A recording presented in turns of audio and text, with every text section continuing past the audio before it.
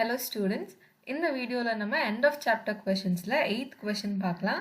8th questionல இப்ப என்ன சொல்றாங்கன்னா, if the temperature of a liquid can be measured in Kelvin units as xk, என்ன சொல்றாங்கன்னா ஒரு liquidோட temperature வந்து கெல்வின்ல மெஷர் பண்றாங்கன்னு சொல்றாங்க. எந்த மாதிரினா xkன்னு சொல்றாங்க. அதாவது கெல்வினை வந்து இங்க xன்னு ரெப்ரசன்ட் பண்றாங்க. சரியா? in Fahrenheit units as yf, ஃபாரன்ஹீட்ஸ் வந்து எப்படி ரெஃபர் பண்ணுறாங்கன்னா வைன்னு ரெஃபர் பண்ணுறாங்க. அப்போ கெல்வின் வந்து எக்ஸ்னா ஃபாரன்ஹீட் வந்து Y. The relation between the two systems of measurement of temperature is given by linear equation. அதாவது இந்த ஃபாரன்ஹீட்டுக்கும் கெல்வினுக்கும் நடுவில் இருக்க ரிலேஷன் வந்து இந்த ஈக்குவேஷனில் வந்து ரெப்ரசன்ட் பண்ணியிருக்கோன்னு சொல்கிறாங்க. என்ன ஈக்குவேஷன்னா y is equal to 9/5 into x minus 273 plus 32. இந்த ஈக்குவேஷன் இருக்கு இல்லையா, இதில் தான் வந்து ஃபாரன்ஹீட் அண்ட் கெல்வினோட ரிலேஷன்ஷிப்பை வந்து ரெப்ரசன்ட் பண்ணியிருக்கோம்னு சொல்கிறாங்க. இப்போ நம்மக்கிட்ட என்ன கேட்குறாங்கன்னா, find the temperature of the liquid in Fahrenheit if the temperature of liquid is 313 kelvin. என்ன சொல்கிறாங்கன்னா 313 கெல்வினா லிக்விடோட டெம்பரேச்சர் இருக்கும்போது ஃபாரன்ஹீட் என்னன்னு கண்டுபிடிங்கன்னு சொல்கிறாங்க. ஃபர்ஸ்ட் கொஸ்டினில் வந்து நமக்கு கெல்வின் என்னங்கிறது கொடுத்துட்டு ஃபாரன்ஹீட் கண்டுபிடிக்க சொல்கிறாங்க. செகண்ட் கொஸ்டினில் வந்து ஃபாரன்ஹீட் கொடுத்துட்டாங்க, 158 ஃபாரன்ஹீட்னு கொடுத்துட்டு அதுக்கப்புறம் கெல்வின்ல எவ்வளோ டெம்பரேச்சர்னு கண்டுபிடிக்க சொல்கிறாங்க. அப்போ ஃபர்ஸ்ட் கொஸ்டினில் கேவோட வேல்யூ கொடுத்துட்டாங்க, எஃபோட வேல்யூ கண்டுபிடிக்க சொல்கிறாங்க. செகண்ட் கொஸ்டினில் எஃபோட வேல்யூ கொடுத்துட்டாங்க, கேவோட வேல்யூ என்னன்னு கண்டுபிடிக்க சொல்கிறாங்க. இப்போது ஃபர்ஸ்ட் சப்டிவிஷன் நம்ம சால்வ் பண்ணலாம். நமக்கு என்ன கொடுத்துட்டாங்க, k is equal to 313 கொடுத்துட்டாங்க. நமக்கு தெரியும் இந்த ஈக்குவேஷனில் இந்த வேல்யூ சப்ஸ்டியூட் பண்ணால் f என்னங்கிறது கண்டுபிடிச்சிடலான்னு. அப்போ ஈக்குவேஷன் என்னன்னா y is equal to 9/5 x minus 273 plus 32. இங்கே கேயோட வேல்யூ என்ன, x தானே. ஸோ இதை வந்து இங்கே நம்ம சப்ஸ்டியூட் பண்ணணும். அப்போ 9/5 into xோட வேல்யூ வந்து 313 minus 273 plus 32. அப்போ ஃபர்தராக சிம்பிளிஃபை பண்ணோன்னா 313 minus 273, இந்த 330 ஆயிரும், இது 11, இங்கே 2 ஆயிரும், 11 minus 7 வந்து 40, ஆன்சர் வந்து 40. 9/5 into 40 plus 32. அப்போ இந்த 40 5 டேபிளில் கேன்சல் பண்ணோன்னா 8 டைம்ஸ். அப்போ ஃபர்தராக சிம்பிளிஃபை பண்ணோன்னா 9 into 8 plus 32, 9 into 8 வந்து 72 plus 32, 72 plus 32 வந்து 104.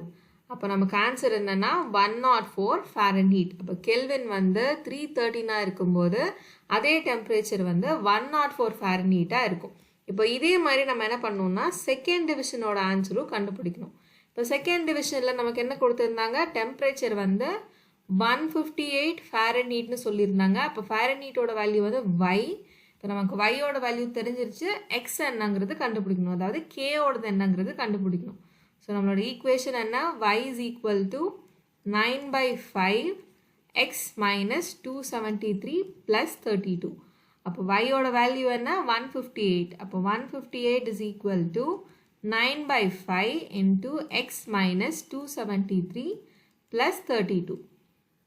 இந்த plus 32 இந்த சைடு வந்துச்சுன்னா 158 minus 32 is equal to 9/5 into x minus 273. 158 minus 32 வந்து 8ல 2 போச்சுன்னா 6, 5ல 3னா 2, இங்கே 1. அப்போ 126 is equal to 9/5 into x minus 273.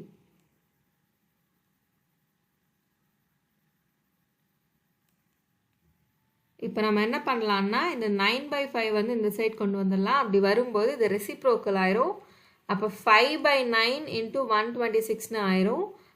அப்போ அடுத்த ஸ்டெப்பில் வந்து 126 into 5/9 is equal to x minus 273ன்னு எழுதிக்கலாம்.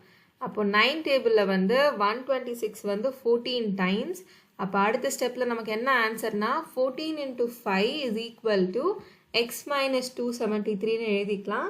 14 into 5 வந்து 70. அப்போ வந்து 70 is equal to X minus 273.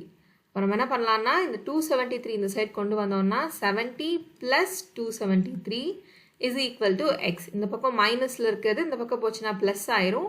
இப்போ 70 ப்ளஸ் 273 இஸ் ஈக்குவல் டு எக்ஸ்னா இது ரெண்டையும் நம்ம ஆட் பண்ணோம்னா நமக்கு ஆன்சர் வந்து 343ன்னு கிடைக்கும். அப்போ எக்ஸோட வேல்யூ வந்து 343. எக்ஸோட வேல்யூ 343னா நம்ம ஆன்சர் என்னன்னா கெல்வினோட வேல்யூ வந்து 343. அப்போ நம்ம ஆன்சர் வந்து 343 கெல்வின். இனிஷியலாக வந்து நமக்கு என்ன ஆன்சர் கிடச்சிச்சு 104 ஃபாரன்ஹீட்னு ஆன்சர் கிடச்சிச்சு. எப்போ கெல்வின் வந்து 313 இருக்கப்போ. அதுக்கப்புறம் ஃபாரன்ஹீட் வேல்யூ கொடுத்துருந்தாங்க, அது வந்து 158. அப்போ நம்ம ஆன்சர் என்னன்னா 343 கே. அவ்வளோதான். இப்போ நம்ம ஃபாரன்ஹீட்டும் கண்டுபிடிச்சிட்டோம், கெல்வினும் கண்டுபிடிச்சிட்டோம். இதோட இந்த கொஷின் முடிஞ்சு. இனி அடுத்து வந்து 9th கொஷின் பார்க்கலாம். அதுக்கு முன்னாடி இந்த வீடியோ பார்த்துட்டு இருக்க யாருக்காச்சும் ஆன்லைன் டியூஷனோ இல்லை ஆன்லைன் கிளாஸஸோ வேணும்னா இங்கே இருக்க நம்பருக்கு நீங்கள் காண்டாக்ட் பண்ணி என்ன டீட்டெயில்ஸ்னு தெரிஞ்சுக்கலாம். வாட்ஸ்அப்போ இல்லை காலோ பண்ணி என்ன டீட்டெயில்ஸ்னு நீங்கள் தெரிஞ்சுக்கலாம். ஓகே, இப்போ வந்து நம்ம 9th கொஷின் பார்க்கலாம். 9th கொஷனில் என்ன சொல்கிறாங்கன்னா, the work done by a body on the application of a constant force is the product of the constant force and the distance traveled by the body. இப்போ என்ன சொல்கிறாங்கன்னா the work done by a body, அதாவது work done வந்து என்ன சொல்கிறாங்கன்னா is the product of the constant force and distance travel. ப்ராடக்ட்னா multiplication சொல்லிட்டாங்க. அப்போது work done வந்து எதோட மல்டிப்ளிகேஷன்னா constant force and distance. அப்போ work done is equal to force into distance. அப்போ work done by a body எப்படி நம்ம கண்டுபிடிக்கலாம்னா ஃபோர்ஸையும் டிஸ்டன்ஸையும் மல்டிப்ளை பண்ணோன்னா நமக்கு எவ்வளோ ஒர்க் டன்னுங்கிறது தெரிஞ்சிடும். புரிஞ்சுதா? இதுதான் வந்து இந்த 2 லைனில் சொல்லியிருக்காங்க. நீங்கள் ஃபுல்லாக படித்து பாருங்கள், கண்டிப்பாக புரியும். எக்ஸ்ட்ரா இன்ஃபர்மேஷன் கொஞ்சம் டிஃபைன் பண்ணுறது கொடுத்துருப்பாங்க. ஆனால் கான்செப்ட் என்னென்னா work done is equal to force into distance. இப்போ அடுத்து என்ன சொல்கிறாங்கன்னா express this in the form of a linear equation in 2 variables. இதை வந்து ஒரு லீனியர் ஈக்குவேஷனாக ரெப்ரசன்ட் பண்ண சொல்கிறாங்க. And draw its graph by taking the constant force as 3 units. என்ன சொல்கிறாங்கன்னா ஃபோர்ஸை வந்து 3 யூனிட்ஸாக எடுத்துக்கோங்கன்னு சொல்கிறாங்க. What is the work done when the distance travelled is 2 units. Verify it by plotting it on graph. இப்போ நமக்கு கொடுத்துருக்க இன்ஃபர்மேஷன் படி பார்த்தோம்னா work done is equal to 3Dன்னு எழுதிக்கலாம். இதுதான் வந்து நம்மளோட லீனியர் ஈக்குவேஷனாக இருக்கும்.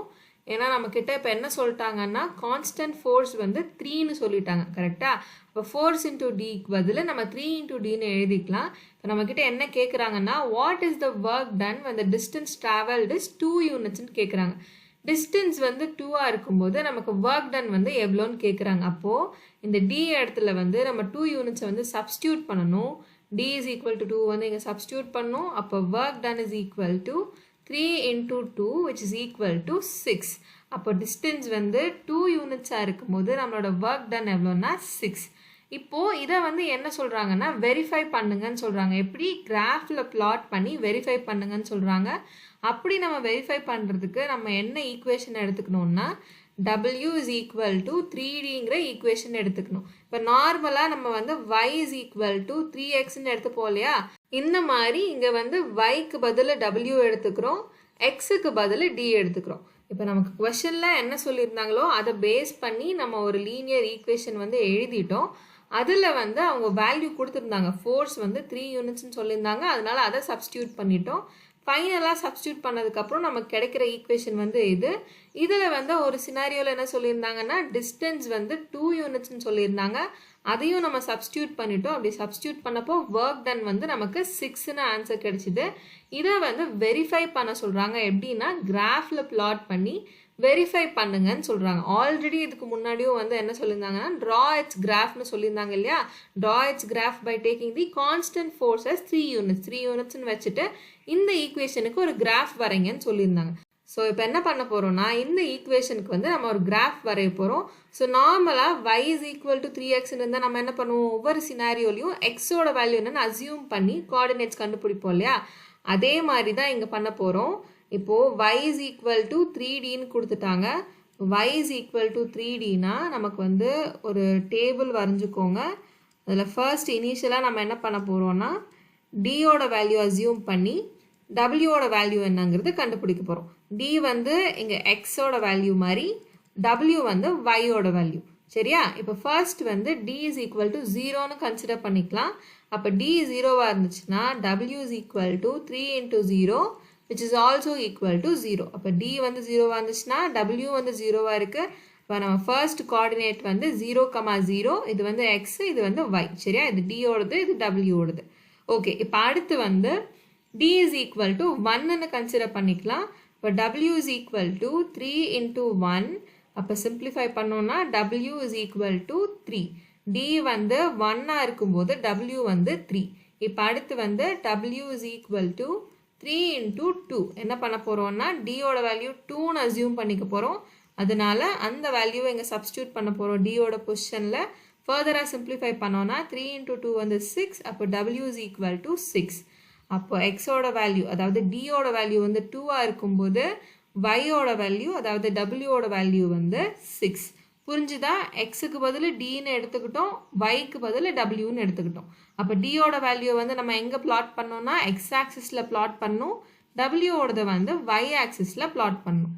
இப்போ நமக்கு கிடைச்ச கோஆர்டினேட்ஸ் என்னென்னா 0,0, அப்புறம் 1,3, அப்புறம் 2,6. அப்போ இந்த பாயிண்ட்ஸ் வந்து நம்ம கிராஃபில் பிளாட் பண்ணிவிட்டு ஒரு ஸ்ட்ரைட் லைன் வரைஞ்சோன்னா நமக்கு வந்து கரெக்டாக இல்லையாங்கிறது வெரிஃபை பண்ண முடியும். ஓகே, இப்போ நம்ம கண்டுபிடிச்ச பாயிண்ட் வந்து 0,0, 1,3, அப்புறம் 2,6. இந்த பாயிண்ட்ஸ் வந்து கிராஃபில் நம்ம பிளாட் பண்ணணும்.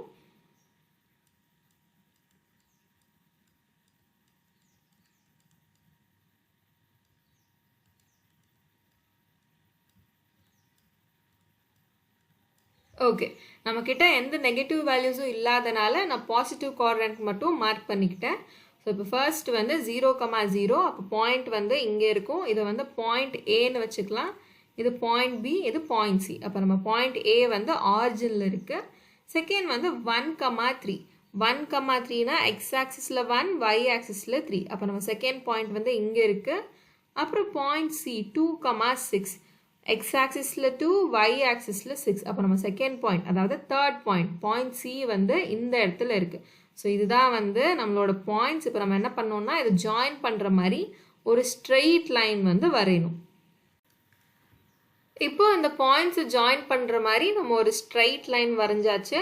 ஸோ இந்த ஸ்ட்ரெயிட் லைன் வந்து எதை ரெப்ரசென்ட் பண்ணுதுன்னா W is equal to 3Dங்கிற ஈக்குவேஷனை வந்து ரெப்ரசென்ட் பண்ணுது. இங்கே நம்ம பார்த்தோம் இல்லையா W is equal to 3Dன்னு. ஸோ அந்த ஈக்குவேஷனை தான் இந்த லைன் ரெப்ரசென்ட் பண்ணுது. இப்போ கொஷனில் கேட்ட மாதிரியே நம்ம கிராஃபில் வந்து ரெப்ரசென்ட் பண்ணிட்டோம். ஃபர்தராக நம்மளை வந்து வெரிஃபை பண்ண சொல்லியிருந்தாங்க. என்ன வெரிஃபை பண்ண சொல்லியிருந்தாங்கன்னா டிஸ்டன்ஸ் வந்து 2ஆக இருக்கும்போது ஒர்க் டன் வந்து 6ஆன்னு நம்ம வெரிஃபை பண்ணணும். அப்போ இங்கே பாருங்கள், டிஸ்டன்ஸ் வந்து நம்ம எந்த ஆக்சிஸில் ரெப்ரசென்ட் பண்ணுறோம்? எக்ஸ் ஆக்சிஸில். ஒர்க் டன் வந்து ஒய் ஆக்சிஸில். அப்போது டிஸ்டன்ஸ் வந்து 2ஆக இருக்கும்போது இந்த லைனில் எந்த இடத்துல பாயிண்ட் வருதுன்னு பாருங்கள். அப்போ டிஸ்டன்ஸ் வந்து 2னா இங்கே இருக்குது எக்ஸ் ஆக்சிஸில் 2. அதுக்கு நேராக பார்த்தீங்கன்னா இந்த இடத்துல தானே நம்ம லைனில் மீட் ஆகுது. ஸோ இந்த இடத்துல மீட் ஆகும்போது கரஸ்பாண்டிங்காக இருக்க ஒய் ஆக்சிஸில் இருக்க வேல்யூ என்ன? 6. கரெக்டாக? கரஸ்பாண்டிங்காக இருக்க ஒய் கோஆர்டினேட் வந்து 6. அதனால நம்மளோட ஆன்சர் வந்து கரெக்ட். ஏன்னா நம்ம ஒர்க் டன் வந்து என்னன்னு கண்டுபிடிச்சோம்? 6ன்னு கண்டுபிடிச்சோம். வேல்யூ சப்ஸ்டியூட் பண்ணி ஈக்குவேஷனில் வேல்யூ சப்ஸ்டியூட் பண்ணி கண்டுபிடிச்சோம். அதே வேல்யூ வந்து கிராஃபில் கரெக்டாக இருக்கான்னு பார்த்துட்டோம். அப்போ வந்து நம்ம டிஸ்டன்ஸ் 2ஆக இருக்கும்போது கரஸ்பாண்டிங்காக இருக்க ஒர்க் டன் வந்து 6. ஸோ நம்ம என்ன பண்ணிட்டோம்னா கிராஃப்லையும் வந்து இப்போ நம்ம வெரிஃபை பண்ணிட்டோம். இதோட இந்த கொஸ்டின் முடிஞ்சு. அடுத்த வீடியோவில் நம்ம அடுத்தடுத்த கொஸ்டின்ஸ் பார்க்கலாம். Until then, keep watching and stay connected.